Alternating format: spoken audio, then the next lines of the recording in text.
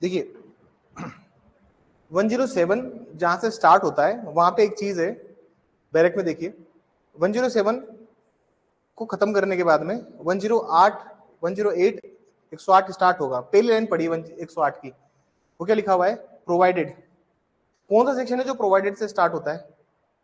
अरे कौन सा सेक्शन है जो प्रोवाइडेड से स्टार्ट होता है? It's a very special section. कोई भी धारा परंतुक से स्टार्ट नहीं होती है। बताइए कहीं होती है? कभी देखा है आपने लॉ में कोई प्रोविजन को जो कि स्टार्टिंग में प्रोवाइडेड लिख दे? It's a very unique provision. और ये प्रोवाइडेड किसका? ये 107 का एक्सेप्शन है। 108 मतलब टेक्निकली देखा जाए तो 107 पहले एक ही सेक्शन हुआ करता था जिसको दो पार्ट में डिवाइड कर दिया इन लोगों ने। बात समझ में आ रही है? मतलब 107 पहले एक ही सेक्शन था टोटल, इन टोटालिटी उसको दो पार्ट में डिवाइड कर दिया। अदरवाइज कौन सा सेक्शन प्रोवाइजो से स्टार्ट होता है? Have you got it? समझते हैं क्या है और वो एक्सेप्शन बना कैसे, इसको हम आज क्लास में जानेंगे। ज्यादा डिटेल में नहीं जाऊंगा और बहुत ज्यादा इसके मेरिट्स में नहीं एंटर करूंगा। मैं सिर्फ ऊपर से आपको बताऊंगा कि ये क्यों यहाँ पे लिखा हुआ है प्रोवाइडेड। परंतुक से कौन सा सेक्शन स्टार्ट होता है? कोई सा भी सेक्शन एक्सेप्शन प्रोवाइजो से परंतुक से स्टार्ट नहीं होता, लेकिन ये होता है। अब इसको समझिए। देखिए सर क्या बोलता है 107 ये कहता है burden of proving death of person of have been alive within 30 year. पहली बात तो ये 107 जो बात करता है वो बात करता है प्रेजम्पशन ऑफ अलाइव की। लिखिए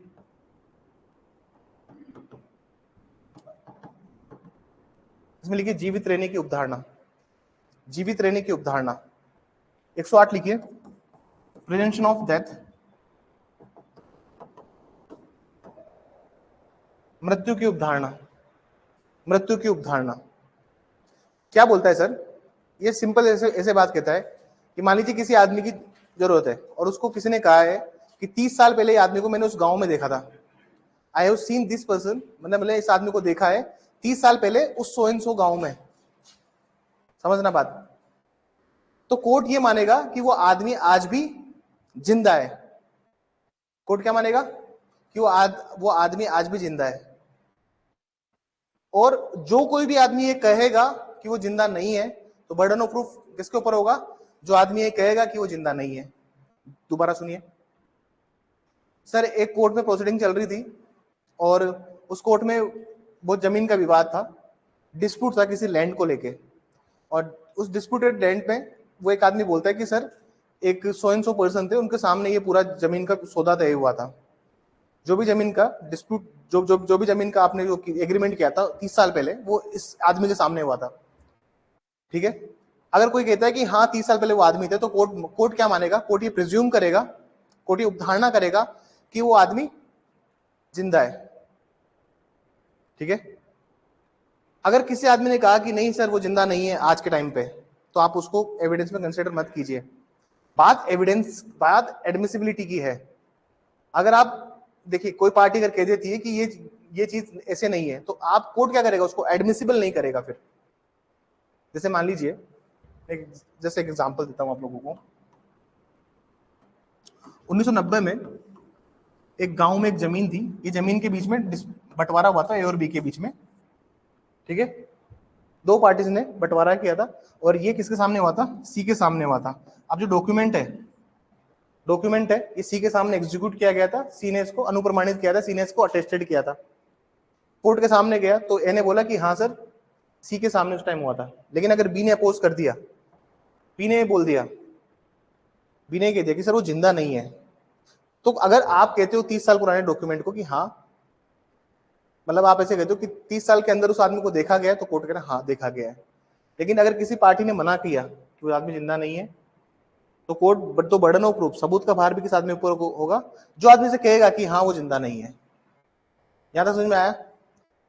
एक बार डायरेक्ट रीड करो, हल्का सा एक बार ऊपर से रीड करो, यही बात लिखी हुई है। लेकिन इसी बात का परंतुक आ रहा है 108 में। इसलिए ये सेक्शन स्टार्ट हो रहा है 108 किससे? प्रोवाइडो से, परंतुक से। देखिए कोई भी सेक्शन प्रोवाइडो से स्टार्ट नहीं होता है। This is a special provision जो प्रोवाइडो से स्टार्ट हो रहा है। एक बार 107 को रफली रीड कीजिए, हम आगे चलते हैं।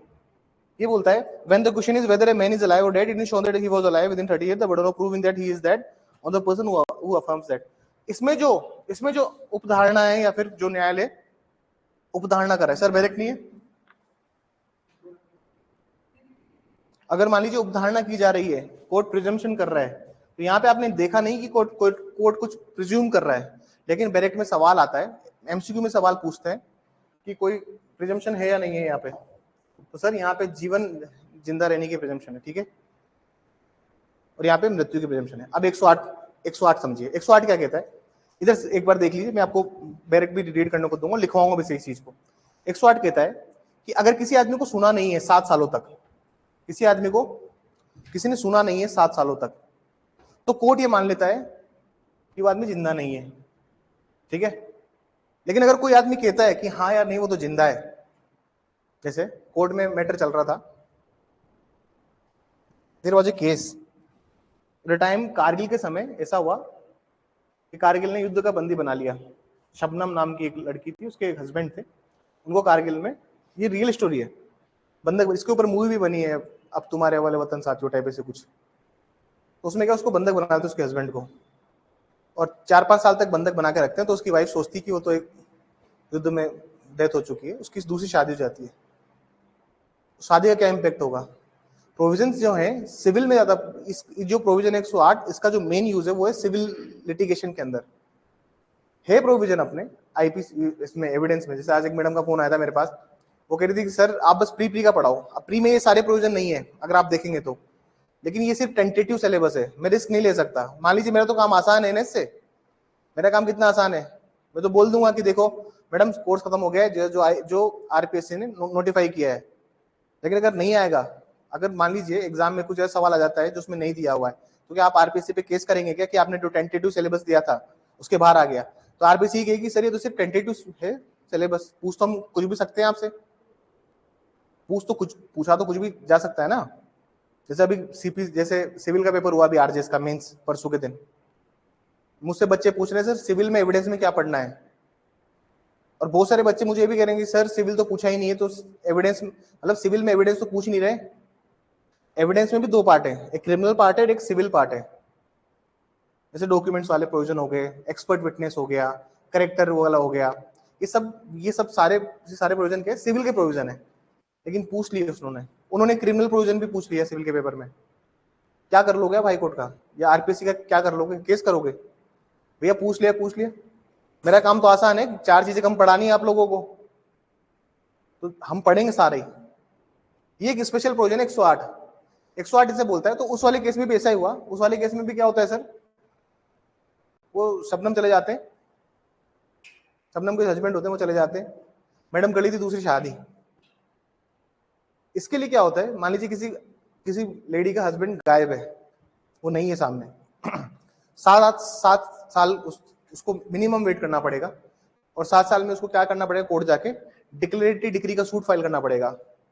घोषणात्मक डिक्री 34 में पढ़ा है अपन SRA में, कोर्ट से घोषणा करवानी पड़ेगी कि अब उसके पति एक्सपायर, मतलब अब वो नहीं है, आप दूसरी शादी कर, घोषणा तक डिक्री आएगी तभी आप दूसरी शादी कर सकते हैं, और तभी वो वैलिड मानी जाएगी। समझ में ही बात। 7 साल किसी का कोई स्पाउस गायब हो जाता है तो 7 साल वेट करना पड़ेगा दूसरी शादी करने के लिए। अगर आप वेट नहीं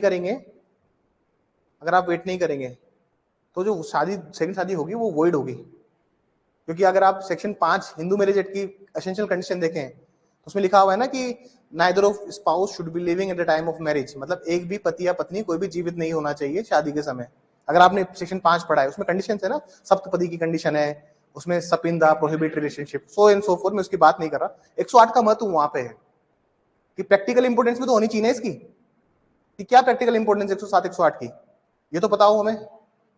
107 में कोर्ट प्रिज्यूम करती कि वो आदमी जिंदा है, लेकिन कोई आदमी 7 साल तक नहीं सुनाई दिया गया, जिसके बारे में नहीं सुना गया, तो कोर्ट ये मानती है कि वो आदमी, लेकिन कल को कोई भी कोर्ट में आके ये कहेगा कि वो आदमी जिंदा है, तो बर्डन ऑफ प्रूफ किसके ऊपर होगा, सबूत का भार किसके ऊपर होगा, उस व्यक्ति पर जो ये कहेगा कि वो जिंदा है। लिख लें इस बात को, चलिए लिखने स्टार्ट कीजिए। लिखिए 107, लिखिए 107। whenever the question before the court is, जहां कहीं भी न्यायालय के समक्ष ये सवाल है कि ये प्रश्न है कि, जहां कहीं भी न्यायालय के समक्ष ये प्रश्न है कि, जहां कहीं भी न्यायालय के समक्ष ये प्रश्न है कि कोई मनुष्य जीवित है या मर गया है, जहां कहीं भी न्यायालय के समक्ष ये प्रश्न है कि, इंग्लिश मीडियम हो आप, अच्छा, whenever, जहां कहीं भी न्यायालय के समक्ष ये प्रश्न है कि कोई व्यक्ति जीवित है या मर गया है, wherever the question before the court is whether a person is alive or dead, whether the person is, the question is the whether the person is alive or dead, alive or dead, and it is shown before the court, and it is shown before the court, and it is shown before the court, and it is shown before the court that he was alive within 30 years, that he was alive within 30 years, that he was alive within 30 years, 30 years, 30 years. The court shall presume that, the court shall presume that, the court shall presume that he was alive within 30 years, he was alive within 30 years. अभी यहां तक लिखना, आगे लिखवाऊंगा। कहां तक लिखवाया मैंने हिंदी में? लास्ट लाइन क्या थी? जीवित है या मर गया है, और यदि न्यायालय के समक्ष यह दर्शित किया जाता है, और न्यायालय के समक्ष यह दर्शित किया जाता है, और न्यायालय के समक्ष यह दर्शित किया जाता है कि वह व्यक्ति 30 वर्ष के भीतर जीवित था, न्यायालय के समक्ष यह दर्शित किया जाता है कि वह व्यक्ति 30 वर्ष के भीतर जीवित था, तो न्यायालय यह उपधारणा करेगा कि वह व्यक्ति जीवित है। तो न्यायालय उपधारणा करेगा कि वह व्यक्ति जीवित है। पैराग्राफ चेंज करके लिखना, हावेवर, हालांकि, however,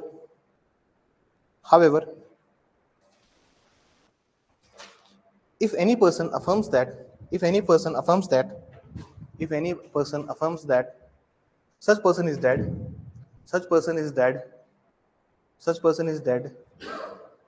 then the burden of proof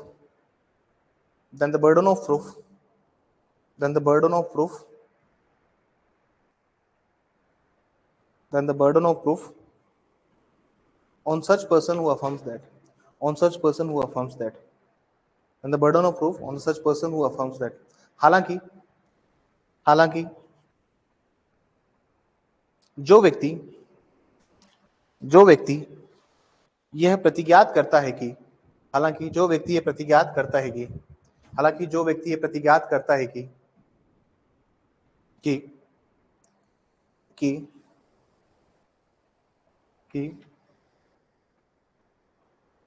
प्रश्नगत व्यक्ति मर चुका है, तो सबूत का भार भी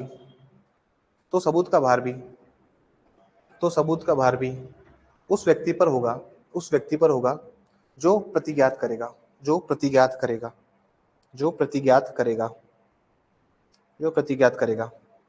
पैराग्राफ चेंज करके लिखिए, 108 स्टार्ट कर रहा हूं यहीं से, 108 में लिखिए। धारा 108 एक विशेष प्रावधान है। Section 108 is a special provision. धारा 108 एक विशेष प्रावधान है तथा ये धारा 107 का अपवाद है, and it is an exception to section 107,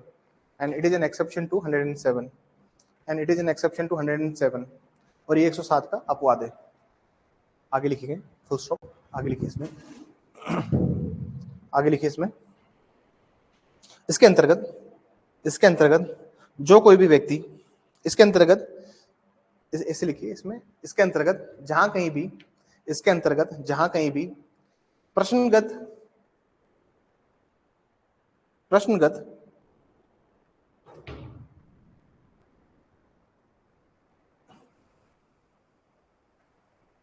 प्रश्नगत बिंदु यह है कि कोई व्यक्ति जीवित है या मर गया है, पहले एक बार हिंदी मीडियम कंप्लीट करा देता हूं, ठीक है ना। कोई व्यक्ति जीवित है या मर गया है, और न्यायालय के समक्ष ये साबित हो जाता है कि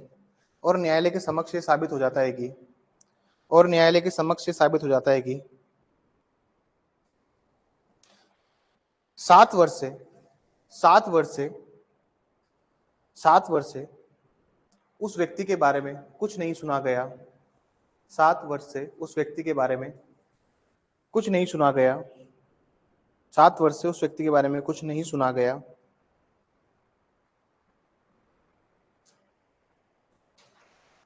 जिनके द्वारा जिनके द्वारा जीवित होने पर जिनके द्वारा जीवित होने पर जिनके द्वारा जीवित होने पर स्वाभिव्यक्तिया स्वाभाविकतया डायरेक्ट में देख लेना, स्वाभिव्यक्तिया, जिसके द्वारा जीवित होने पर स्वाभिकतया सुना होता, स्वाभिकतया सुना होता, स्वाभिकतया सुना होता, बस यहां तक लिखना, सुना होता तक ही। लिखिए इंग्लिश में कहां तक लिखा था, ओके आगे लिखिए।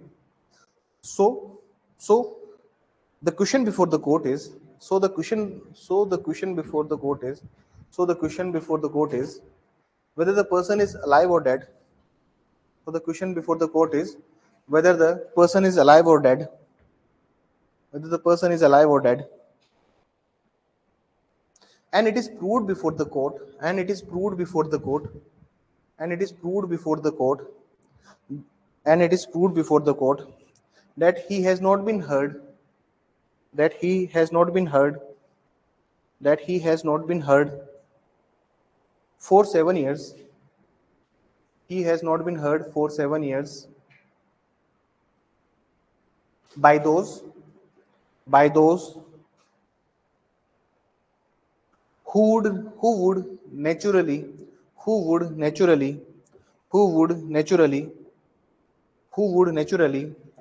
have heard of him, who would naturally have heard of him if he had been alive,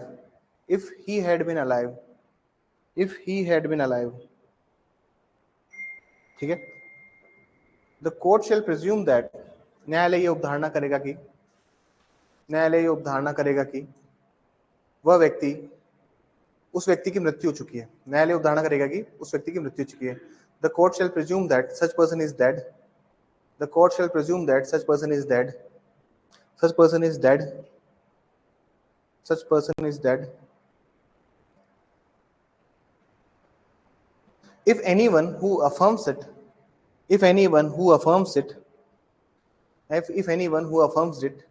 that such person is alive,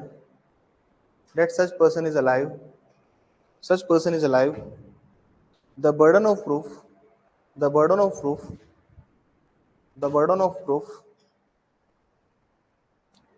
shifted to such person, the burden of proof shifted to such person who affirms it, आगे लिखिए।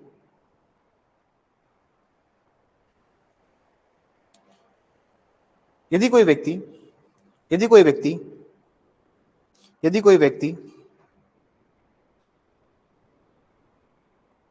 यह प्रतिज्ञात करता है, यदि कोई व्यक्ति यह प्रतिज्ञात करता है कि प्रश्नगत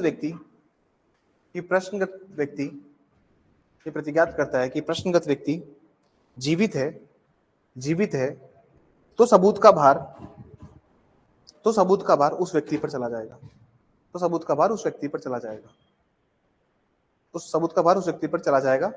जो प्रतिज्ञात करता है, डन।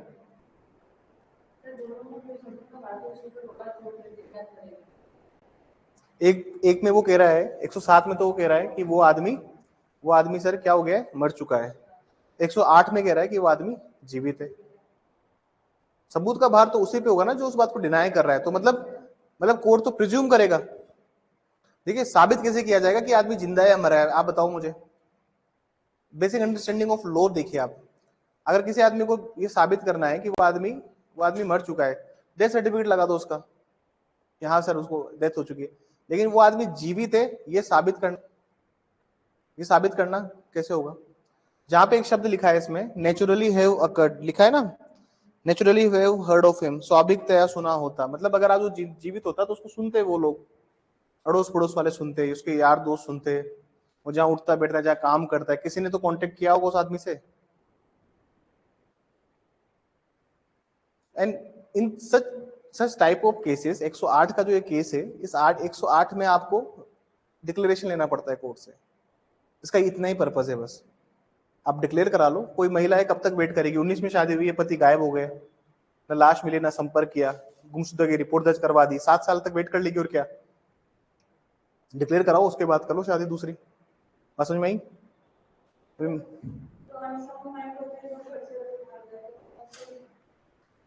हाँ, उनके फेवर में कोई राइट क्रिएट है, उनके फेवर में अगर कोई राइट क्रिएट है, आप सोचते हो कि ये राइट मुझे मिल जाए, तो आप वेट करोगे ना। अरे तुम लोग परिवारों में लड़ाई करवाते हो मुझसे, डायग्राम बनाओ बनवा के। एक फादर है, उनके 2 बच्चे हैं, ए एंड बी। छोटा वाला बेटा थोड़ा सा मानसिक रूप से विकलांग था, एक दिन गायब हो जाता है, घर से कहीं चला जाता है, लोगों ने बहुत ढूंढा, मिला नहीं। ए वाला सोचता है कि यार 7 साल का वेट किया जाए, उसके बाद क्या करूंगा, मैं कोर्ट में जाऊंगा और डिक्लेरेशन करूंगा एज टू द प्रॉपर्टी, संपत्ति के लिए मैं क्या कर दूंगा, न्यायालय में घोषणा करवाने के लिए डिक्री डालूंगा, और घोषणा क्या करवाऊंगा कि पूरी प्रॉपर्टी मेरे नाम करो। हो सकता है ना, there are so many purpose. में इन सबको छेड़ना नहीं चाहता। बात समझ में आ रही है? सिर्फ कन्फाइन हस्बैंड वाइफ को इसलिए कहते हैं कि हस्बैंड वाइफ में ज्यादा काम आता है, क्योंकि वाइफ थोड़ी वेट करेगी भाई, 19 की उम्र है, 7 साल आप काउंट कर लोगे तो 26 में तो शादी हो ही सकती है दोबारा। लेकिन कोई 80 में घुमाए तो आप 88 में थोड़ी वेट करोगे, वो भी तो बात है। तो रीजनेबल प्रूडेंसी तो होनी ही चाहिए। हम लोग पढ़ रहे हैं। 109 में आइए। अब 109 को समझ, 109 क्या कहता है? What is 109 is speaking. 109 कहता है सर कि कुछ जीवन में कुछ रिश्ते ऐसे होते हैं कि अगर आपने वैसे रिश्ते दिखा दिए लोगों को, ठीक है, तो आपको उसी की तरह काम करना पड़ेगा। जैसे कुछ एग्जांपल्स दिए हैं इसमें। एक होता है पार्टनरशिप, भागीदार। दूसरा रिश्ता क्या लिखा हुआ है? Master servant. इसको लिख लो पहले, मैं समझा बाद में दूंगा, ठीक है ना। पहले लिखिए, wherever there are following relationship, जहां कहीं भी निम्न संबंध है। Wherever there are following relationship, जहां कहीं भी निम्न संबंध है। पहला पार्टनरशिप, भागीदार। दूसरा भूस्वामी और अभिचारी, मास्टर, वो भूस्वामी और अभिचारी। Landlord and tenant. तीसरा लिखिए प्रिंसिपल एंड एजेंट। मालिक और अभिकर्ता, लाइन चेंज करके लिखिएगा। And it has been shown that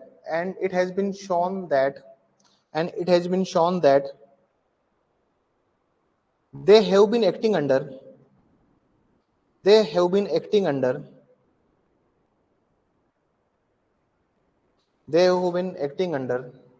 above mentioned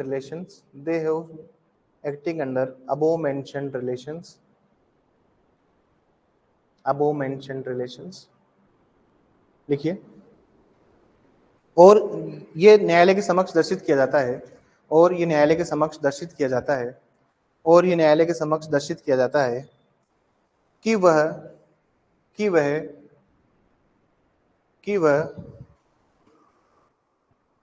उपयुक्त या उपयुक्त नहीं होगा, उपरोक्त लिखित संबंध के अधीन काम कर रहे थे या कार्य कर रहे थे। उपरोक्त लिखित संबंध के अधीन कार्य कर रहे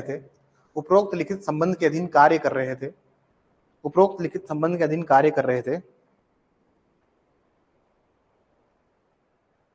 बस यहां तक लिखो ना। अभी क्या होता है सर, 3 तरह के कुछ रिलेशंस ऐसे होते हैं।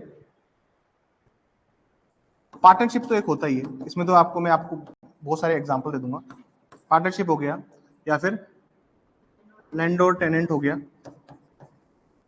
और कौन सा था? Principal and agent. अब इन केसेस में क्या होता है सर, जैसे मान लीजिए आपको बताना पड़ेगा कि आपने उस तरह से काम किया है। जैसे अब भाई मैं रेंट देता हूँ इस प्रीमाइसिस का, और वो भी रेंट ले रहे हैं। उनको मेरी पोजीशन से कोई दिक्कत नहीं है। दिक्कत होती तब तक तो सूट फाइल कर दिया था ना इविक्शन का। नहीं है, उनको रेंट मिल रहा है। हमारे बीच में एक रेंट एग्रीमेंट भी नहीं बना हुआ, तो भी हो ही रहा है ना। कल को मान लीजिए कोई इलीगल एक्टिविटी स्टार्ट हो जाती है इस प्रीमाइसिस में, कोई इलीगल एक्टिविटी स्टार्ट हो जाती है इस प्रीमाइसिस में, और ये मकान वाली कह रहा है कि नहीं नहीं नहीं ये मेरा टेनेंट नहीं है, सबूत का भार किसके ऊपर होगा? जो मना कर रहा है कि ये रिश्ता नहीं है। समझ में आ रही है? और एग्जांपल लो, मान लीजिए एक पार्टनरशिप फर्म खुली थी, ए बी एंड सी, तीन दोस्तों ने मिलकर एक पार्टनरशिप फर्म खोली, भागीदारी। इस पार्टनरशिप का पर्पस क्या था कि एक्सपोर्ट इंपोर्ट करना है, आउटसाइड इंडिया नहीं, इंटर स्टेट। भाई राजस्थान की रजाई गुजरात भेजनी है, गुजरात से भुजिया चक्री से ये सब राजस्थान में लेके आना है, एक्सपोर्ट इंपोर्ट। शुरुआत में सब ठीक था, लेकिन इनको बाद में रियलाइज हुआ कि ये जो एक्सपोर्ट इंपोर्ट है ना सर, इसके अंदर जो मोटा मुनाफा अगर कमाना है तो शराब बेचनी पड़ेगी। गुजरात में क्या बेचनी पड़ेगी? शराब। ट्रक के टैंक के अंदर छुपा के या फिर ट्रक की बॉडी के अंदर कोई नया केबिन बना के इनको शराब वहां भेजनी पड़ेगी। इन्होंने ये तय किया। अब जब पकड़ाई में आए ना तो सी बोलता है नहीं नहीं मैं तो नहीं था। तो भैया तेरे को प्रूव करना है। ये आदमी जब तक चलता है ना तब तक सब अच्छा लगता है, लेकिन जिस दिन स्थिति खराब होती है ना उस दिन क्या कहता है? नहीं नहीं मैं नहीं जानता इसको। अरे दो दोस्त है बहुत अच्छे, ठीक है ना, दोस्ती अच्छी है, लेकिन एक दिन मान लीजिए दोस्त कोई लड़की भगा के आपके रूम पे ले आया, फ्लैट पे ले आया, तो आप क्या कहोगे? नहीं नहीं मेरा दोस्त नहीं है, यही कहोगे ना। तो कुछ रिलेशंस ऐसे होते हैं। और ये जो लिस्ट दी हुई है इसके अंदर, it is not a very exhaustive list. इसमें और भी रिश्ते हो सकते हैं। ये जो भी रिश्ते हैं, these are not fiduciary relationship. क्या फिड्यूशियरी रिलेशनशिप है क्या पे? क्या सद्भावपूर्वक कोई है क्या रिश्ता? कोई फ्री में कोई काम हो रहा है क्या? पार्टनरशिप अपना काम कर रहा है, लैंडलॉर्ड मकान अपना काम कर रहा है। देखिए फिड्यूशियरी रिलेशनशिप का अलग सीन होता है। जो आपसे सद्भाव से बनते हैं वो रिश्ते अलग होते हैं। ये लिस्ट और भी लंबी हो सकती है, ठीक है। अगर मैं इस लिस्ट में से बोल दूं, मैं इसमें बोल दूं मास्टर सर्वेंट, है ना, या फिर मैं कुछ भी करके बोल दूं, मास्टर और सर्वेंट का भी वही रिश्ता है। कल को मान लीजिए मेरा हमारे एक नौकर है, और वो पहले तो मेरी बात में नौकर नहीं बोलता, हमारे घर जो भी काम करते हैं वो डोमेस्टिक हाउस हेल्प है। डोमेस्टिक हाउस हेल्प ऐसे तो बहुत अच्छा है, लेकिन रात को जब हम सो जाते हैं 9-10 बजे, उसकी आदत है कि वो बाहर से कुछ नशा करने वाली चीज लेके आता है। हमें नहीं पता कि क्या चीज लेके आता है। एक दिन पुलिस उसका पीछा करते करते घर तक आ गई। तो अब पुलिस क्या कह रही है कि आपका नौकर है, मतलब आप कराते हो इससे, वाइकेरियस लायबिलिटी। अरे सर्वेंट कोई काम कर रहा है तो मास्टरी करवा रहा है, ये तो सिद्धांत है जीवन का। आप कहोगे कि नहीं मेरा सर्वेंट है, लेकिन इन कामों के लिए थोड़ी ना है। अगर आप कहोगे कि नहीं ये नहीं है, मेरा सर्वेंट नहीं है, तो काम छोड़ चुका है, तो आज पता नहीं कैसे आ गया, तो सर सबूत का भार आपके ऊपर है। समझ में आई? आगे लिखिए, आगे लिखिए।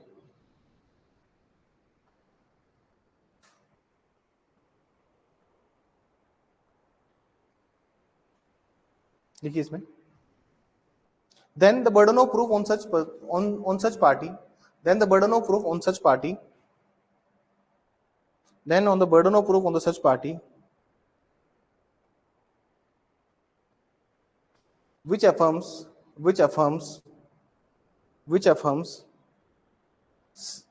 seized of relationship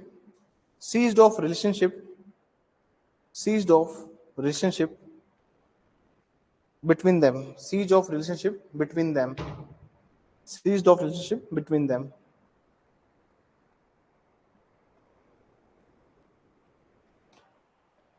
इन मामलों में यदि ये संबंध परस्पर अवस्थित नहीं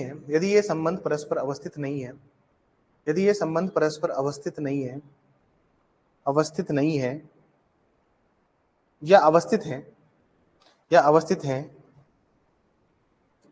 या परिविरत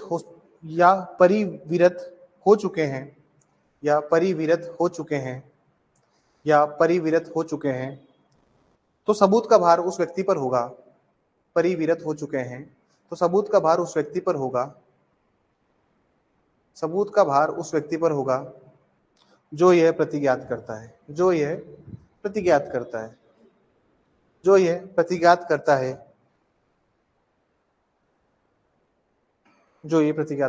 ठीक है।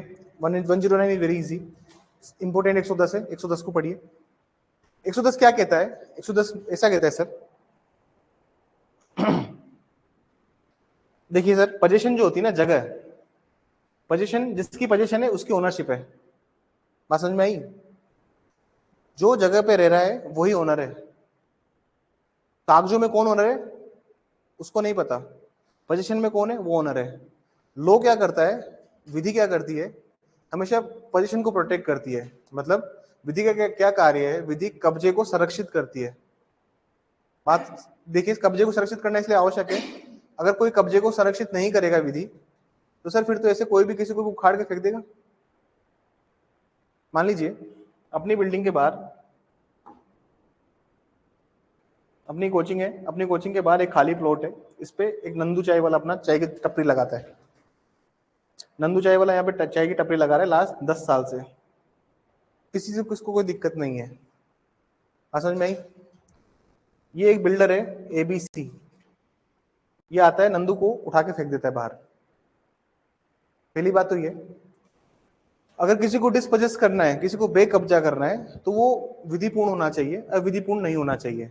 अगर कोई भी अविधिपूर्ण करता है तो आपको भी पता है कि सेक्शन 6 में जाएंगे आप एसआरए के, स्पेशल रिलीफ एक्ट के सेक्शन 6 में जाना है। धारा 6 इसके लिए आपको प्रोविजन देती है और वही फर्दर रिलीफ ग्रांट करती है। तो जनरली बात क्या है कि अगर इसको निकालना है यहाँ से, तो लॉ अपने हाथ में कोई नहीं लेगा, ठीक है? कोई भी no one take law is in his own hand, हम कहते हैं ऐसे कि काम को कोई भी विधि अपने हाथ में नहीं ले सकता। ये सब सिद्धांत, ये सब प्रिंसिपल क्यों बनाए गए? क्योंकि सर समाज में डिसबैलेंस हो जाएगा अगर ऐसा नहीं हो तो। बात समझ में आ रही है? अगर आपको उसको निकालना भी है तो कोर्ट में केस कीजिए, अपना टाइटल प्रूव कीजिए। अब टाइटल है आपके पास, इनके पास तो क्या है सर, टाइटल है ना, इसके पास कहाँ टाइटल है? इसके पास तो सेटल्ड पोजीशन है। नोटिस दो इसको कायदे से, जिस दिन नोटिस एडवर्स बन जाएगी उस दिन आप केस फाइल करो 65 के अंदर, है ना? 65 में सवाल आया समझ में? अरे आजकल आरजेएस में लिमिटेशन एक्ट से शेड्यूल पूछ रहे हैं, और शेड्यूल का टाइम कब शुरू होगा ये पूछ रहे हैं। और रट्टाफिकेशन का काम, रट्टाफिकेशन का क्या है, गेम ओवर। मैं अगर शेड्यूल दिखा पाया तो, क्योंकि इसमें पीडीएफ नहीं इंस्टॉल होते हैं, आई डोंट नो क्या प्रॉब्लम है इसमें।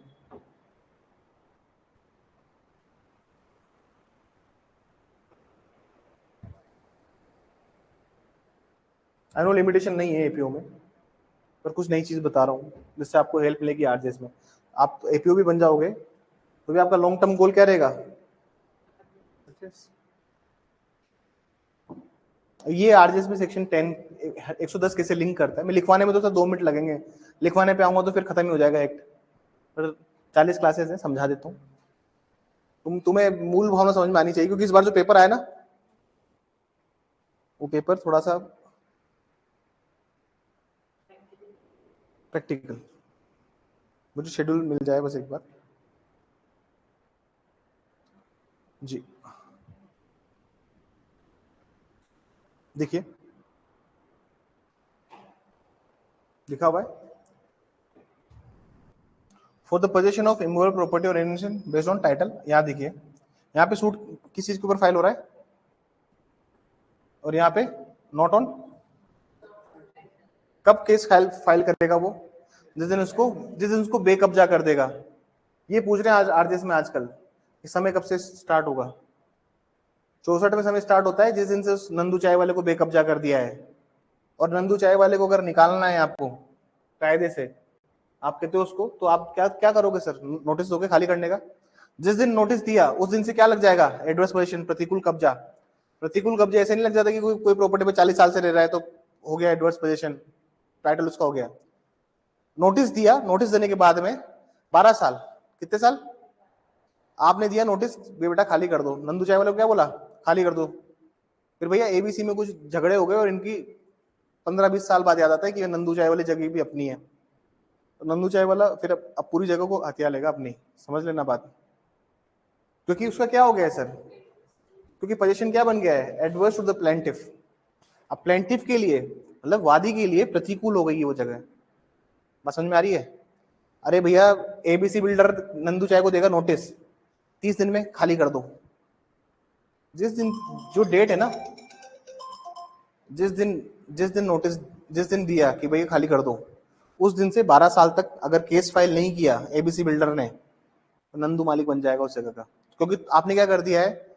एडवर्स कर दी उसके लिए। देखिए प्रॉपर्टी केसेस में बहुत सिंपल सा फंडा है, और 110 उस चीज की रक्षा करता है।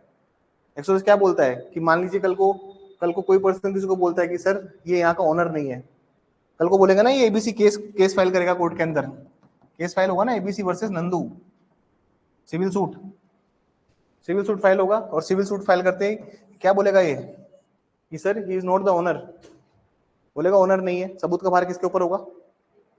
अगर आप कहते हो कि आप ओनर नहीं हो, मैं ओनर हूं, सबूत का भार, समझ में आई बात? क्योंकि पोजीशन पे जो है वो ओनर है। एक और कंसेप्ट है टीपीए का, पार्ट परफॉर्मेंस, वो भी यही सेम बात करता है, लेकिन टीपीए में पढ़ेंगे, अब यहाँ नहीं पढ़ा रहा मैं वो डिटेल, तुम लोग कहोगे सर ये पूरा, बट ये सारे प्रोविजंस लिंक करते हैं एक दूसरे से, एविडेंस है। तो 110 वेरी इंपॉर्टेंट सेक्शन लिखिए अब इसमें, wherever it is shown that any person who is in possession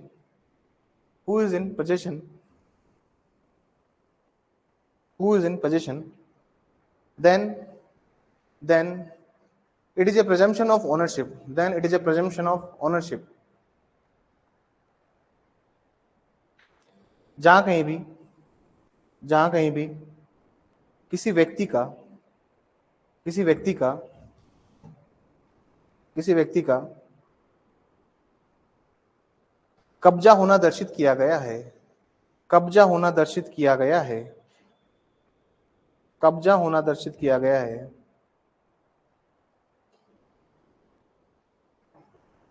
तो न्यायालय उसके स्वामित्व की उपधारणा करेगा।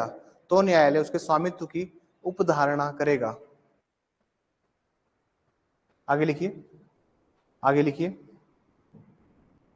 सबूत का भार उस व्यक्ति पर होगा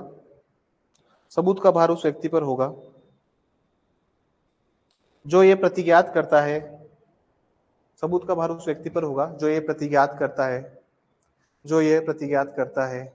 कि वह स्वामी नहीं है, burden of proof on such person who denies it, the burden of proof on such person who denies it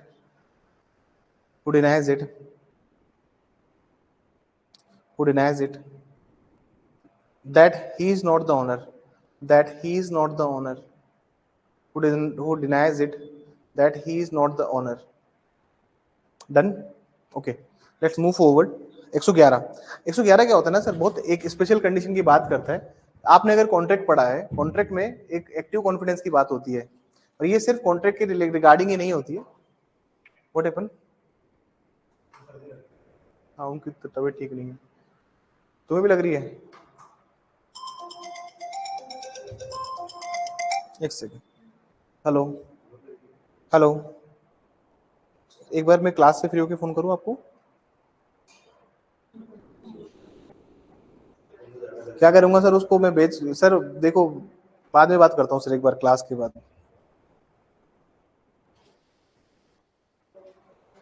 में बात करता हूँ। अरे क्या हो गया एकदम से सबको?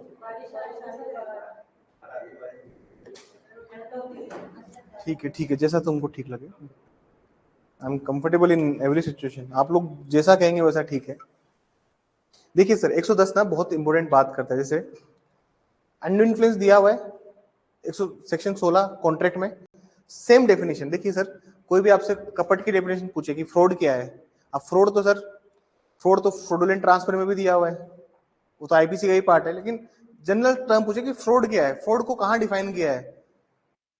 कॉन्ट्रैक्ट में जाओगे, 17 में जाओगे, वही फ्रॉड है। आपसे कोई पूछे कि अनड्यू इन्फ्लुएंस क्या है, वही सर सेक्शन 16। चीजें तो नहीं बदल रही ना भाई, डेफिनेशन तो वही दी हुई है। इसी का एक पार्ट होता है एक्टिव कॉन्फिडेंस। मान लीजिए कोई भी आदमी एक्टिव कॉन्फिडेंस में काम करता है। अरे भैया, दो तरह के दिमाग होते हैं दुनिया में, एक होता है थोड़ा सा बड़ा दिमाग और एक होता है छोटा दिमाग, ठीक है? दुनिया पूरी यही कंट्रोल करते हैं। हो सकता है कि मेरे को कोई दूसरा दिमाग कंट्रोल करता हो सकता हो कि मैं आपका दिमाग कंट्रोल करता हूं, या हो सकता है कि आपका इन्फ्लुएंस किसी बच्चे पे हो, या छोटे भाइयों पे हो, या किसी दोस्त पे हो, या गली पड़ोस में रहने वाले पे हो। इंसान दो ही दिमाग से कंट्रोल होता है, बड़ा दिमाग में छोटे दिमाग को कंट्रोल करता है। मान लीजिए आप मेरे स्टूडेंट हो और एक दिन मैं ऐसे बच्चे से कहता हूँ कि यार क्लासरूम तो अच्छी है अपनी, बस 2-3 एसी और व्यवस्था हो जाए ना तो ठीक रहे। और आप अच्छी बुक्स में आने के लिए, गुड बुक्स होती है ना, किसी के लिए अच्छा करते हैं आप, गुड बुक्स में आने के लिए, हाँ सर ठीक है अभी ले लो सर, जब हो तब दे देना आप मुझे, अगर पैसे कमी नहीं है तो आपने लगा दी 2 एसी सर, 2 एसी लगवा मेरी तरफ से सर, सप्रेम उधार, भेंट नहीं है सर, है ना, सप्रेम उधार सर, जब हो तब दे देना। समझ में आई बात? या फिर मैं कहूँ कि यार मेरी गाड़ी हो गई पुरानी, है ना, 7-8 साल पुरानी गाड़ी में मैं ड्राइव कर रहा हूँ, अब अच्छी गाड़ी होनी चाहिए, और तुम हो इन्फ्लुएंस पे, सर हमारे घर में 4 गाड़ी खड़ी है, एक गाड़ी सर चाबी याद से। या फिर मान लीजिए मैं एक बाबा हूँ, मैंने बोला कि यार आश्रम बनाना है, आश्रम खोलना है, सब कुछ है, बच्चा बस एक जमीन नहीं है, उसमें गौशाला बनानी है, उसमें एक आश्रम बन जाए तो बहुत सेवा हो जाए प्रभु की। तो आप हो सेठ जी, आप जाके बहुत लिखे है कागज में, आपने अपनी कोई 10-15 खेत आप नाम कर दिए, ऐसे तो मिलती इनको जमीनें कैसे मिलती है? और अल्टीमेटली सोर्स तो वही है। अब परेशान हो गया हूं मैं। अल्टीमेट सोर्स क्या है? सब यही है सर, जमीनों का ही। अब आप सुनिए बात, आप तो पहुंचे घर पे जाके, आप सेठ जी हो, आप घर पहुंचे बढ़िया कि आज मैं कुछ दान पुण्य करके आया हूँ, आपके बच्चों ने भी सब पकड़े कि क्या दान करिया है, आपने कहते सर 5 बीघा जमीन महाराज जी को दिया आया। हो सकता है ना घर में कलेश हो जाए, हाँ कलेश तो होना ही है भैया, कलेश हो गया आपके घर में, आप गए कि महाराज जी कल क्षमा हो गई, गलती हो गई, क्षमा कर देना महाराज जी। महाराज जी कह सकते हैं ना कि बेटा वो तो लौटा ही नहीं जाती, जैसे जैसे जैसे धनुष पे चढ़ा बाण वापस नहीं हो सकता, वैसे दी हुई चीज वापस हम दे नहीं सकते, बस दे नहीं सकते। हो सकता है ना ऐसे बोल दे महाराज जी। अब अल्टीमेटली पर्पस क्या है उस चीज का? आप केस करोगे, सबूत का भार किसके ऊपर होगा कि इसने मेरे को गुड फेथ में दी ये चीज, बड़े माइंड पे। देखिए सर, बड़ा माइंड हमेशा छोटे माइंड को कंट्रोल करता है, अल्टीमेट तो वही ना। 110 बोलते 111 बोलता है, 111 इसके रिगार्डिंग बहुत क्लियर प्रोविजन है 111 के अंदर, लिख लीजिए अब। wherever transaction between two parties, wherever transaction between two parties and one of them is in active confidence, and one of them is in active confidence. Active confidence का मतलब क्या होता है, मैं आपको भी मतलब बता देता हूँ, तुमको पढ़ाया होगा ना मैम ने, अरे कॉन्ट्रैक्ट में पढ़ाया होगा ना,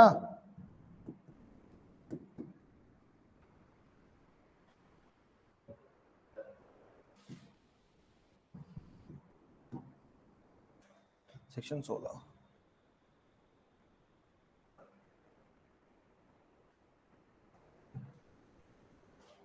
देखिए एक्टिव कॉन्फिडेंस की डेफिनेशन है, यहाँ दी हुई है, इसको बोलते हैं एक्टिव कॉन्फिडेंस। कभी भी डेफिनेशन पूछनी ना कि एक्टिव कॉन्फिडेंस डेफिनेशन क्या होती है, आप कभी आरएस जाएंगे तो आपसे पूछेंगे कि what is the definition of active confidence, ये है, this is the definition of active confidence. मतलब वो आदमी जो आपके ऊपर एक होल्ड रखता है, रियल या अपरेंट, आपके ऊपर एक होल्ड रखता है, रियल या अपरेंट। दूसरा, जो आपकी मेंटल कैपेसिटी को डिस्ट्रॉय कर सकता है टेम्परेली और परमानेंट। समझ में आया बड़ा दिमाग छोटा दिमाग क्यों कह रहा हूं? और एक वर्ड है इसमें, आप by the reason of age, सेठ जी बूढ़े इसलिए सौदा करिए,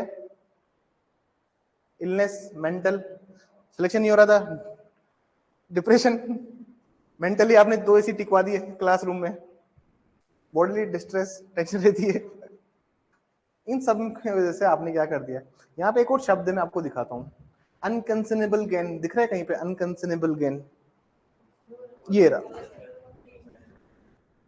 ये भी, इसको भी आप वो कहते हो। अनकंसनेबल गेन का मतलब क्या होता है, मैं आपको हिंदी में आप लोग देख लीजिएगा जाके, इस शब्द का मतलब होता है कि 1 करोड़ की जमीन 2 लाख में बेच गया, 1 करोड़ की जमीन 2 लाख में, हो सकता है ना। आईफोन है सर 50,000 का, 500 में बेटा, 500 में दे दे, जी गुरु जी, जी गुरु जी, हो सकता है ना। कि लकड़ी की गुरु जी की यूज की हुई पादुकाएं 1 लाख की बोली, कौन लेगा, कौन भक्त लेगा? तो इसको बोलते हैं अनकंसेनेबल गेन। सर एक का गेन है तो दूसरा क्या है? नुकसान। यही तो रॉन्गफुल गेन और रॉन्गफुल लॉस है। आप एलिमेंट्स पकड़िए, मैं आपको ये अभी, मैं बेवकूफ नहीं हूं जो ये सब पढ़ा रहा हूं, ये आपको आईपीसी में कनेक्ट हो रहा है चीजें, आईपीसी में पहुंच गए बना। एक आदमी को गेन है तो दूसरे को क्या है? लॉस। रॉन्गफुल गेन और रॉन्गफुल लॉस। इंटेंशन जो है वहां पे डिसऑनेस्ट इंटेंशन है। डिसऑनेस्ट में ये तो होता है ना, इंटेंट टू डिफ्रॉड अदर्स, ये तो है। तुम लोग देखना इस चीज को, मैं अभी बस इतना ही बताता हूँ, आगे चलते हैं हम। लिखिए कहां तक लिखवाया था मैंने?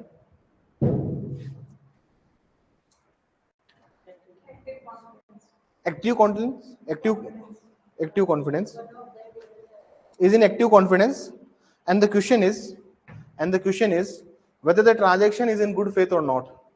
And the question is whether the transaction is in good faith or not. And the question is whether the transaction is in good faith or not. जहां कहीं भी कोई समव्यवहार दो पक्षकारों के मध्य है, जहां कहीं भी कोई समव्यवहार दो पक्षकारों के मध्य है, जहां कहीं भी कोई समव्यवहार दो पक्षकारों के मध्य है, और एक पक्षकार सक्रिय विश्वास की स्थिति में है, और एक पक्षकार सक्रिय विश्वास की स्थिति में है, सक्रिय विश्वास की स्थिति में है, तथा प्रश्न यह है कि ऐसा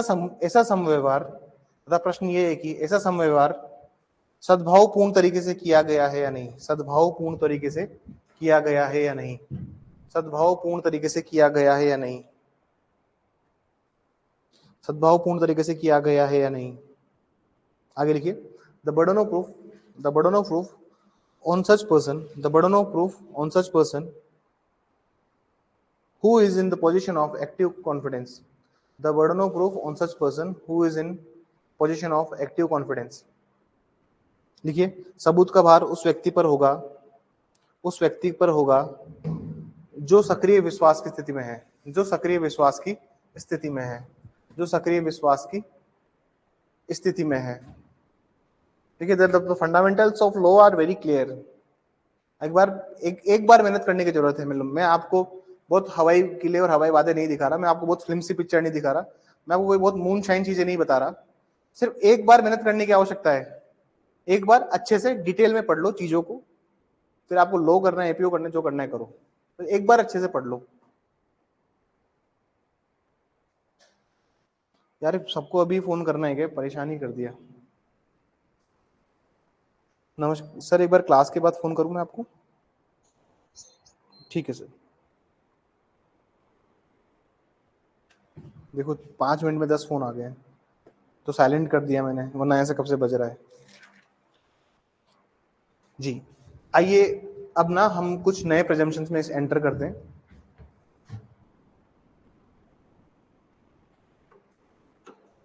नए प्रेजम्पशंस क्या है उसमें थोड़ा देखते हैं। पहले मैं 112 करा दूंगा, ठीक है? क्या हो गया?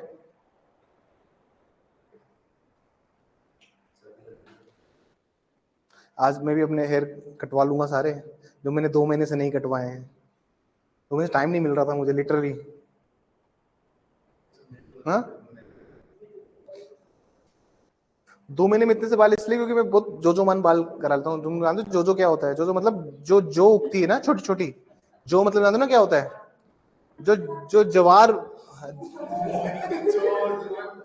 अरे जो जवार उगाते ना अपन, उसको गाँव में कहते हैं जो की तरह बाल करा लेता हूँ मैं, इतने छोटे छोटे। हाँ जैसे अपन नवरात्रा में जो उगाते हैं वाले उगते। तो इस वजह से 2 महीने में इतने आए, और क्या तुमको क्या चाहिए? और ये भी सिर्फ आदिवासी तेल का, हेयर ऑयल का कमाल है। मैंने सही में लगा रहा हूँ मैं उस तेल को, मैं तुमको मजाक नहीं कर रहा हूँ। मैं कल ले आऊंगा तुम्हारे लिए वो सीसी, वो अच्छा तेल था। नहीं जो भी देते मेरे तो बाल ठीक हो गए उससे। हाँ सही में, मैं मजाक नहीं कर रहा हूँ। आपको मैं लिंक भी दे दूंगा जिसे मैंने मंगवाया था।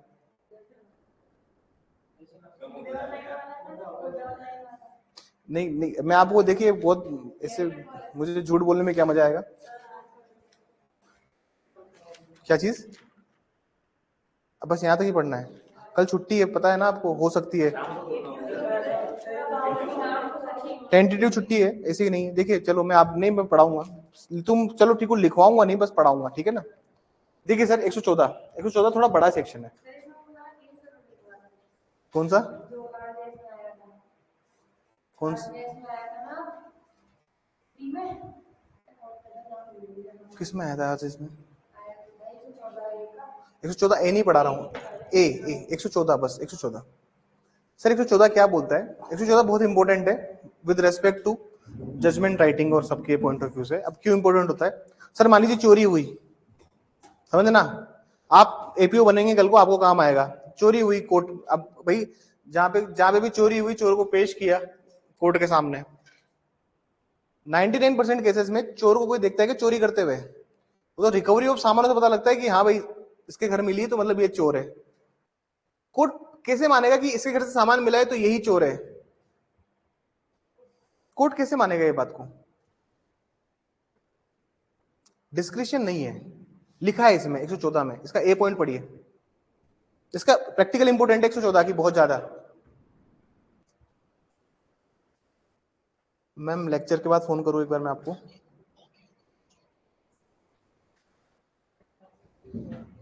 वाइब्रेशन बहुत फास्ट होता है आईफोन का पूरा। 114 देखिए प्लीज। देखिए अब एविडेंस के बहुत इंटरेस्टिंग पार्ट में पहुंच रहे हैं, और इस बार जो सवाल आया आरजेएस का, आपको एक सवाल दिखाता हूँ। एक बार 121 निकाली, बहुत अल्टीमेट सवाल पूछे इन्होंने। 121 क्या बोलता है कि जजेस और मजिस्ट्रेट को आप फोर्स नहीं कर सकते। 121 बोलता है कि जजेस और मजिस्ट्रेट को आप फोर्स नहीं कर सकते, सिर्फ एक कंडीशन में, जब ऑर्डर हो सुपीरियर कोर्ट का, तब जज को जाना पड़ेगा और उसको कंपेल, उसको विवश किया जा सकता है ना। आप किसी भी जज को विवश नहीं कर सकते। कंपेल मतलब होता है कि आप उसको ये नहीं कहोगे कि आ ओथ के ऊपर बयान दे कि तूने ऐसा फैसला क्यों दिया। समझ में आ रही है? सवाल क्या आया जैसे परसों के दिन, बहुत सारे बच्चों ने मुझसे पूछा। ऐसा हुआ कि एक ट्रायल कोर्ट में केस चल रहा था और जज साहब ने क्या किया है, कुछ फैसला दिया है। अब वो जो पार्टी होती है वो अपील में जाती है। अब अपील में जा रही है तो सुपीरियर कोर्ट में जा रही है। अपील में जाने के बाद में वो पार्टी बोलती है कि जज साहब ने एविडेंसेस सही से रिकॉर्ड नहीं किए। तो सवाल ये था क्या उनको कंपेल कर सकती है? लेकिन 121 तो बोलता है कि अगर अगर सुपीरियर कोर्ट है, मतलब अगर उससे उससे वर्ग में उच्च कोर्ट है, तो वहां से तो वो कोर्ट उसको कंपेल कर सकता है। क्या ऐसा हो सकता है क्या?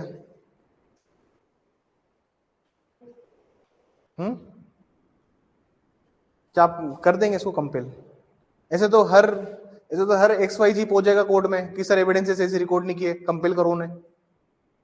121 को, अगर 121 में किसी को कंपेल करना है, 121 में किसी जज को विवश करना है, तो बहुत रेयर कंडीशन में होता है, as a matter of routine नहीं होता है। There are so many judgments on the same point.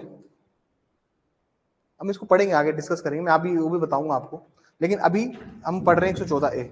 114A कुछ चीजों के रिगार्डिंग बात करता है। वो क्या क्या बात होती है सर, मैं समझाऊंगा, ठीक है ना, लिखवाऊंगा कल, फिर आगे कल सीधा लिखवाने का काम ही रहेगा मेरा।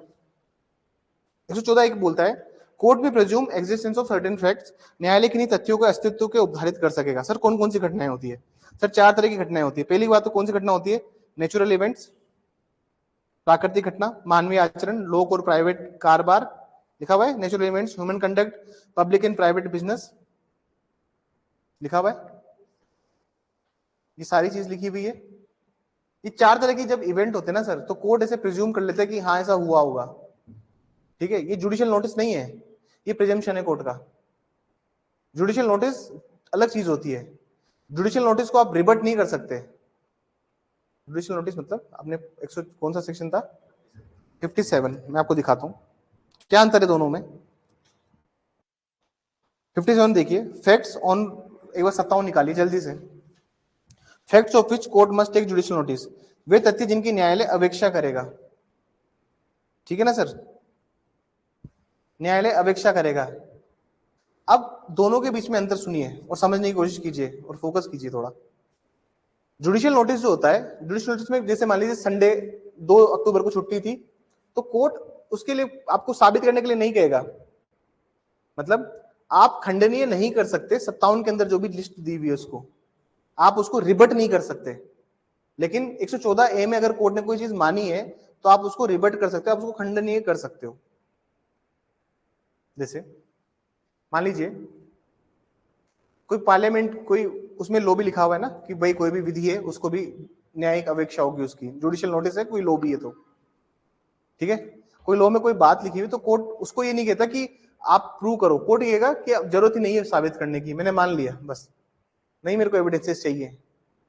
लेकिन 114 के अंदर जितने भी प्रोविजंस दिए हुए हैं 4 तरह के, ह्यूमन कंडक्ट एक्ट और पब्लिक एक्ट और प्राइवेट एक्ट और जो भी ह्यूमन बिजनेस की बात करता है, इसको खंडनीय किया जा सकता है।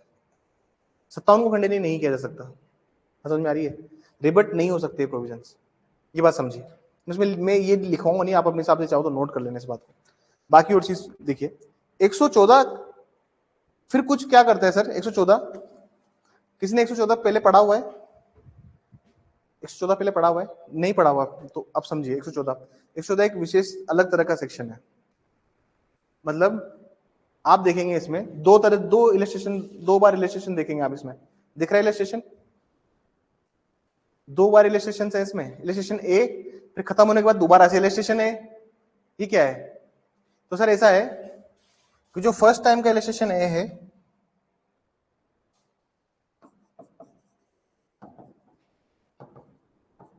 इसी का जो अपवाद है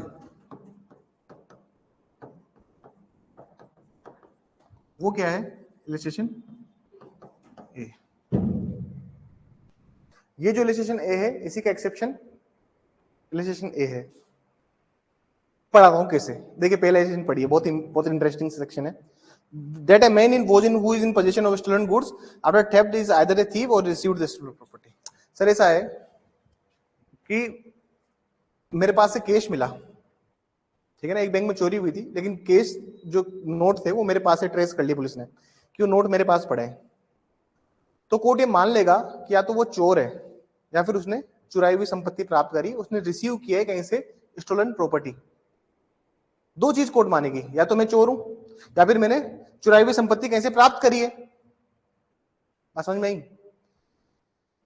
यही एक पॉइंट, यही एक प्रिजम्पशन, यही एक अवधारणा जो न्यायालय जो उपधारित करता है, यही पूरा क्रिमिनल केस सोल्व करवाता है। तो कोर्ट ने मैं प्रिज्यूम कर लिया ना, अगर आपके पास से प्रॉपर्टी मिली है, जैसे सुनार के पास से गोल्ड मिला है, तो मान लेंगे भाई सुनार चोर है, तो फिर सुनार साबित करे, क्या करे, इसको खंडनीय करे, रिबट करे इस पॉइंट को कि नहीं नहीं सर गलती से आई है। एक्सेप्शन पढ़िए इसका, निकालिए इलस्ट्रेशन ए। अरे इसी का जो इलस्ट्रेशन ए है बाद में लेटर ऑन जो इलस्ट्रेशन ए है वो पढ़िए, इसमें 2 अपवाद है। इसमें देखिए एक पहला अपवाद पढ़िए इसका, a shopkeeper has in till a mark rupees soon after the stolen property. मतलब ये कह रहा है कि अगर देखिए सोडानी है, दूध मिष्ठान भंडार, रावत कचौरी, हो सकता है ना कि चोरी करने के बाद चोरों को भूख लगी हो, चल प्याज कचौरी ले आ, एक नोट निकल के दे दे, ले जा। तो रावत कचौरी भंडार के अगर वहां से 500 की वो नोट का सीरियल नंबर मिल गया तो क्या रावत वाले चोर हैं? एक्सेप्शन, रजिस्ट्रेशन ए एक्सेप्शन। किसे पढ़ना 114 को समझ में आ रहा है? और कोर्ट हर जगह नहीं कर रहा है, बस 4 चीजों में कर रहा है। जो 4 चीजें 114 शुरुआत में जो लिखी हुई है, न्यायालय सिर्फ 4 चीजों को मानेगा, पब्लिक प्राइवेट बिजनेस हो गया, ह्यूमन कंडक्ट हो गया, और एक और जो चीज है नेचुरल इवेंट्स हो गए। ये 4 चीजों के लिए न्यायालय उपधारित करेगा, बाकी चीजों के लिए नहीं करेगा। ये बात समझ में आई? आगे सुनिए, बी क्लोज में आते हैं। बी के 2 अपवाद हैं। ये जो बी है ना, इसको 133 खत में पढ़ाऊंगा, इसको 133 के साथ ही पढ़ाऊंगा, ठीक है ना, इसको 133 के साथ ही पढ़ाऊंगा मैं। बी क्या बोलता है उसको देखिए, that an accomplice is unworthy of credit unless he is corroborated with material particulars। सह अपराधी विश्वसनीयता के अयोग्य है जब तक कि तात्विक विशिष्टता में उसकी संपुष्टि नहीं होती। अकम्प्लिस कौन होता है पहले वो सुनिए, अकम्प्लिस कौन होता है, सह अपराधी कौन होता है? 2 शब्द है, मैं हर चीज को नहीं पढ़ाना चाहता लेकिन सुन लो, 2 शब्द है यहां से, सह अभियुक्त सह अपराधी। बताओ कौन कौन होते हैं ये?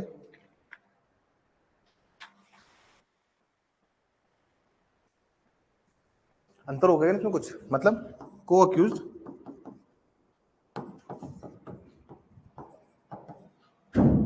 अकम्प्लिश, कुछ डिफरेंस है क्या इनमें? क्या डिफरेंस है?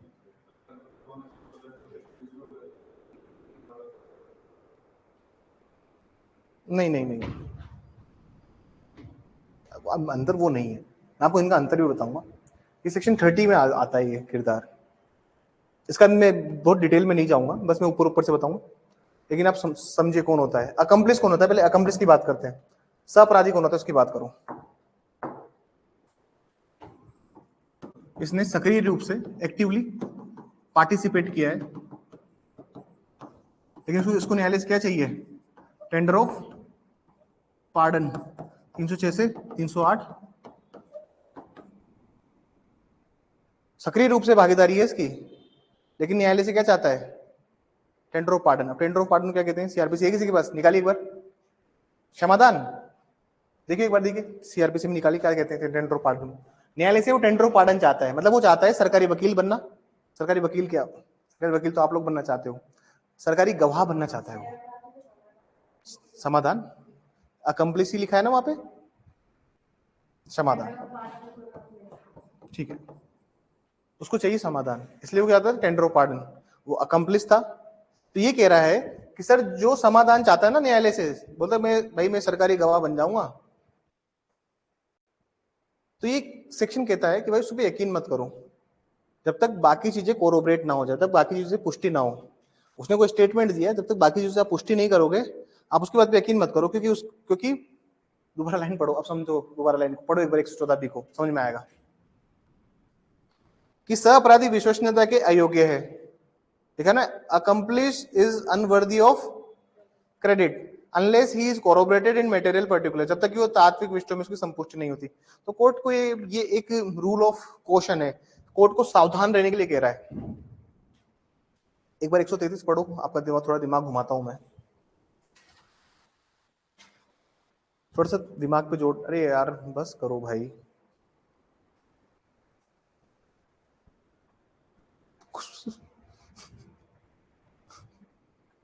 परेशान कर दिया सर इस फोन ने। वैसे ये मेन शो है बच्चों का sir, cut off cut off cut off cut off.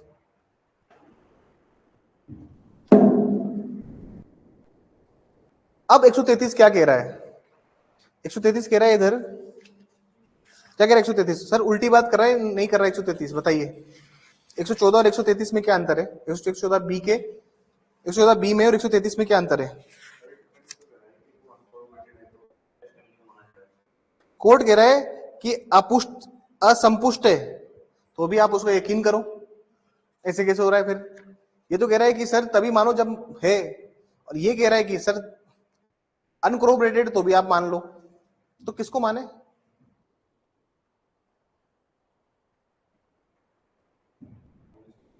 नहीं, हर जगह हारमोनियस नहीं चलेगा। बाद में पढ़ाऊंगा 133, इसको बाद में पढ़ाऊंगा, बस तुम अपवाद पढ़ लो, मैं समझाऊंगा इसको क्या है। 133 पढ़ाएंगे तब पढ़ेंगे सर, ठीक है ना? उस टाइम मैं 133 से पढ़ाऊंगा, तब सीआरपीसी का 306 और 308 भी पढ़ा दूंगा उसी के साथ, ताकि फिर वहां नहीं पढ़ाना पड़ेगा सीआरपीसी में ना। चलो अच्छा, इसके एक्सेप्शन देखिए, बी देखिए, बी दो तरह के अपवाद बताता है। हाँ एक ये भी देख लीजिए, ये कौन होता है, एक बार उसको खत्म कर दो, एक बार मैं इस पे आ जाता हूँ ना, ये चीज छूट जाएगी मेरी। दोनों का डिफरेंस मैं बता देता हूँ, सहअपराधी सहअभियुक्त का डिफरेंस क्या होता है ये मैं बता देता हूँ।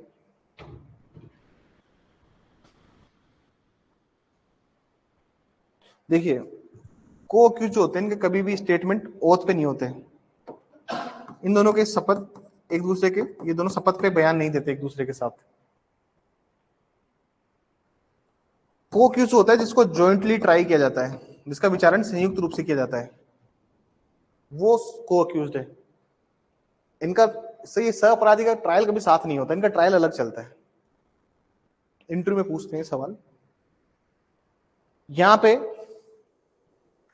अगर को एक्यूज ने कोई चीज बोली है, मान लीजिए कोई एक्यूज ने कोई चीज बताई, लेकिन एक चीज उसने ऐसी बता दी जो पूरी स्टोरी से कुछ अलग है। कोरोब्रेशन संपुष्टता क्या होती है पहले वो समझिए। कोरोब्रेशन संपुष्टता का मतलब पता है? किसको नहीं पता वो बताओ मुझे।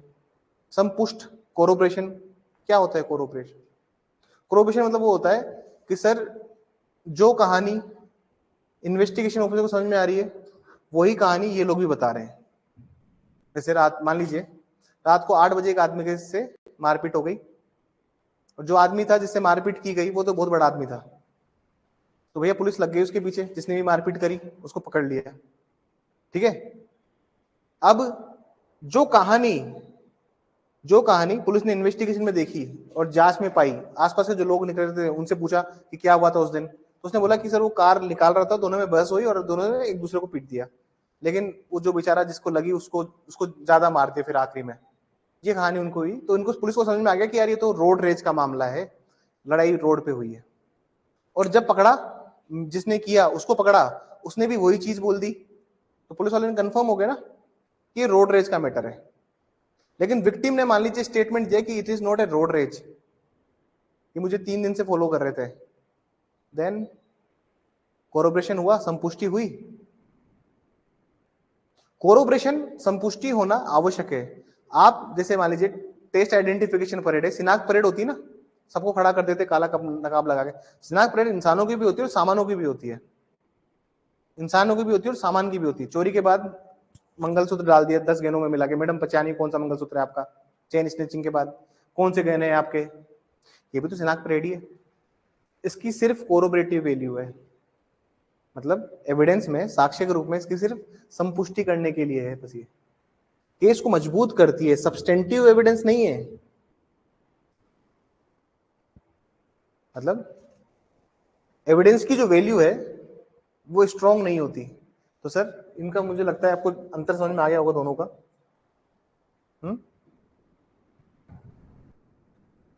मुझे लगता है इन दोनों का आपको डिफरेंस समझ में आ गया होगा कि दोनों कैसे काम करते हैं ना। ये ओथ के ऊपर होता है, ये शपथ पे होता है। और किसी व्यक्ति को कन्विक्ट भी कर सकते हैं, मतलब किसी की दोष सिद्धि भी कर सकते हो आप, किसी की दोष सिद्धि भी कर सकते हो, किसी को आप कन्विक्ट भी कर सकते हैं just on the basis of statement of accomplish. क्योंकि 133 कहता है ना, ये बात कौन कह रहा है। अब जिसके दो अपवाद सुन लेते हैं, अब वापस आ जाइए। अब लेकिन बी क्या कहता है कि सर विश्वास करने योग्य नहीं है। आदमी क्या है सर, विश्वास करने योग्य बिल्कुल भी नहीं है, संपुष्टि होगी तो आप विश्वास करो। तो न्यायालय को चेतावनी या फिर न्यायालय को सावधान रहने के लिए नियम है। ये नियम क्या है? न्यायालय को सावधान रखने के लिए, जबकि वो साक्ष्य का नियम है। 133 रूल ऑफ एविडेंस है, जबकि ये रूल ऑफ प्रूडेंस है। वो एविडेंस का रूल है ना, साक्ष्य का रूल है कि न्यायालय कर सकता है अल्टीमेट, लेकिन ये this is a rule of caution, या फिर आप कहें कि सावधानी का नियम है, या न्यायालय को सावधान रहने के लिए कहा गया है, तो सब चीजें, ठीक है। 2 एक्सेप्शन है इसके, 2 एक्सेप्शन है। अब 2 एक्सेप्शन क्या है वो देखिए। पहला एक्सेप्शन क्या बोलता है सर, उसको समझते हैं। एक दूसरे को क्या देखते रहते हो ये, हाँ इतना देखने का शौक है तो बाहर जाके देखिए एक दूसरे को, एक दूसरे को हंसते हो रहे हैं अभी भी देख रहे हो क्या क्या हो गया।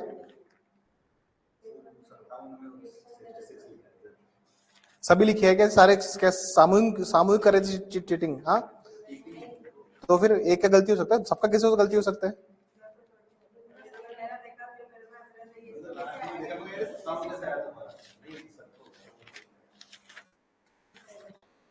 पढ़ाई को लेकर वो रही है, धीरे धीरे सीखेंगे आप, ऐसी बात नहीं है। मैं आपसे एकदम एक दिन में आपसे कोई चांद सितारे उम्मीद नहीं करता। अब देखिए सर, 2 इलस्ट्रेशन, 2 एक्सेप्शन देखिए उसके, और जो जो दोनों अपवाद दिए हुए हैं वो भी इलस्ट्रेशन के रूप में दिए हुए हैं। मतलब एक तरफ इलिस्ट्रेशन चल रहे हैं और एक तरफ उनके अपवाद चल रहे हैं। जैसे इसमें 2 इलिस्ट्रेशन है, एक और इलिस्ट्रेशन बी, मतलब दो अपवाद है इसके। समझ में आ रहा है कैसे पढ़ना है 114 को? पहला इलिस्ट्रेशन देखेंगे, हमें थोड़ी देर ज्वाइन करना क्लास। पहला इलिस्ट्रेशन देखिए, ये बोल रहा है सर, इसको एक बार समझिए क्या बोलना चाहता है।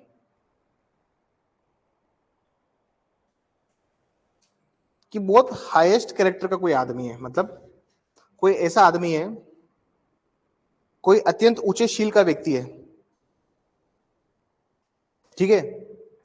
अगर कोई बहुत ऊंचे शील का व्यक्ति कोई स्टेटमेंट दे रहा है, कोई हाईएस्ट कैरेक्टर वाला आदमी कोई स्टेटमेंट दे रहा है, तो आप उसकी स्टेटमेंट का यकीन कीजिए। मतलब अगर कोई स्टेटमेंट ऐसा है जो खुद ही को हार्म कर रहा है, कोई स्टेटमेंट ऐसा दिया है जिससे वो खुद ही फंस रहा है बेचारा,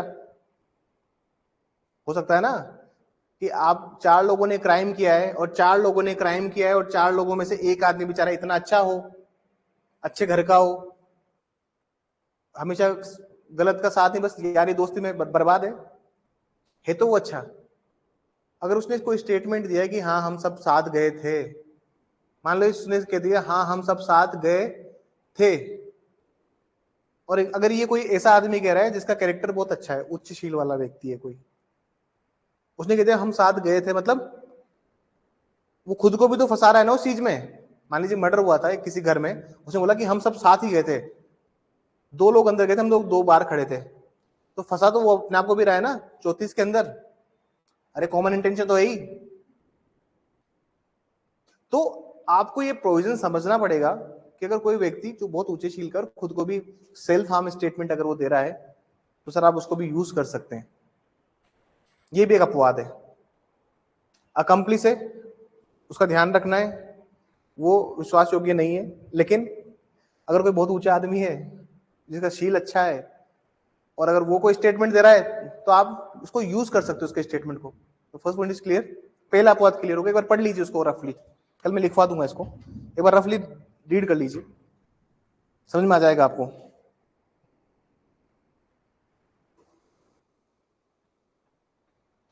वो स्वयं अपनी असावधानी स्वीकृति और स्पष्ट करता है, मतलब वो एडमिट कर रहा है ना, admit and explains the common carelessness of A and himself. ये बात समझ में आई? वो खुद की गलती बता रहा है कोर्ट को, यस आई एम रॉन्ग। अगर कोई सेल्फ हार्म स्टेटमेंट है तो वो भी रिलेवेंट होता है। सेक्शन 21 निकालिए एक बार, वहां पे लिखिए section 21, the same provision the same principle mentioned in section 21, वहां पे लिखिए आप 114 के बी में लिखिए सेक्शन 21 धारा 21 में भी ये बात बोली गई है। अगर कोई भी आप एडमिशन कर रहे हो, सर वो जो आदमी बोल रहा है वो क्या है, अकम्प्लिश जो बोल रहा है वो क्या है, स्वीकृति दे रहा है ना सर, एडमिशन ही कर रहा है। एडमिशन है कि हाँ हमने किया है, कोर्ट में एडमिट कर रहा है। 21 भी यही बोलता है कि अगर आप कोई एडमिशन करते हो और वो आप अपने फेवर में कोई एडमिशन करोगे तो रिलेवेंट नहीं है, लेकिन आपके अगेंस्ट कोई एडमिशन कर रहे हो आप, अगर अपने विरुद्ध कोई आप स्वीकृति प्रदान कर रहे हो जो आपको नुकसान पहुंचा रही है, तो वो चीज रिलेवेंट है। 21 में ये बात लिखी हुई देखो।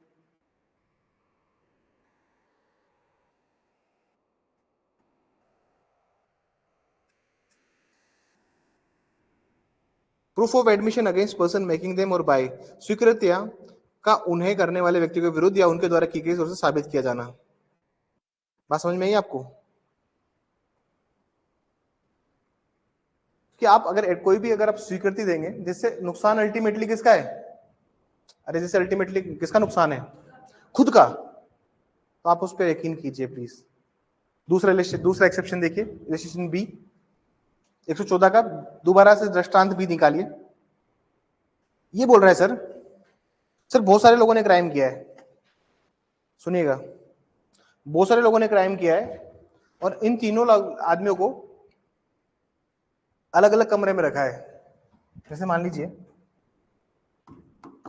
ए बी और सी इन दोनों को क्राइम करते हुए पकड़ लिया, इन तीनों को रखा गया अलग अलग कमरों के अंदर, ठीक है। और ये तीनों क्या है, एक ही बात बोल रहे हैं। तीनों क्या बोल रहे हैं, सेम स्टेटमेंट बोल रहे हैं, हो सकते हैं अकम्प्लिश हो, लेकिन अगर एक ही बात बोली जा रही है इन सबके द्वारा तो then you can rely over it. बात समझ में आ रही है? अरे भैया 3 आदमी को अलग अलग कमरे में रखा है, तीनों एक ही बात बोल रहे हैं, तो अकम्प्लिश की बात पे तो यकीन करोगे ना फिर आप कि हाँ यार सही बोल रहा है वो लड़का। इनके हो सकता है ना चौथा दोस्त तो बाहर जो बन के बैठा हो, क्या अकम्प्लिश, ये भी वही बात बोल रहा है जो तीनों बात बोल रहे हैं, तो आप फिर तो यकीन करोगे उसका। बस समझ में आई? तो ये सिर्फ कोर्ट को एक प्रिकॉशन के लिए कि हाँ भाई साहब आप ध्यान रखना अकम्प्लिश का, इतने आसानी से बिलीव मत करना उसका, क्योंकि जो आदमी खुद एक्टिवली पार्टिसिपेट किया है क्राइम में वो खुद को बचाने के लिए तो कुछ भी बोलेगा ही ना। बात समझ में आई? सी लेजिस्लेशन देखिए, दैट्स ऑल फॉर टुडे। तुम लोगों ने पेपर लिखा है इस वजह से मैं I am not a very unreasonable man, लेकिन वो बात ये होती है कि अगर पेपर लिखा है आप लोगों ने, आप थके हुए हो, तो आप मुझे बोलिए कि सर थोड़ा जल्दी छोड़ देना।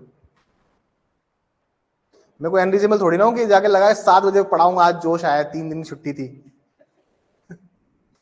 ये थोड़ी होता है भाई, पढ़ाना तो है ही, लिखवाना भी है, मेरे को कल लिखवाना है, कल मैं लिखवाऊंगा बहुत सारा, मैं आपको बता देता हूँ, कल हाथों को तैयार करके आना अगर कल क्लास हुई तो, ठीक है? मैं आपको मैसेज कर दूंगा क्लास नहीं होगी तो, अदरवाइज मेरा मैसेज फोन नहीं आया आपको और राकेश सर आपको भी, तो आप लोगों को आना है, ठीक है? थोड़ा सा रेगुलर रहेंगे 3-4 महीने प्लीज, एग्जाम निकाल लेंगे, और 3-4 महीने ढिलाई पड़ गई तो फिर it would be extremely difficult for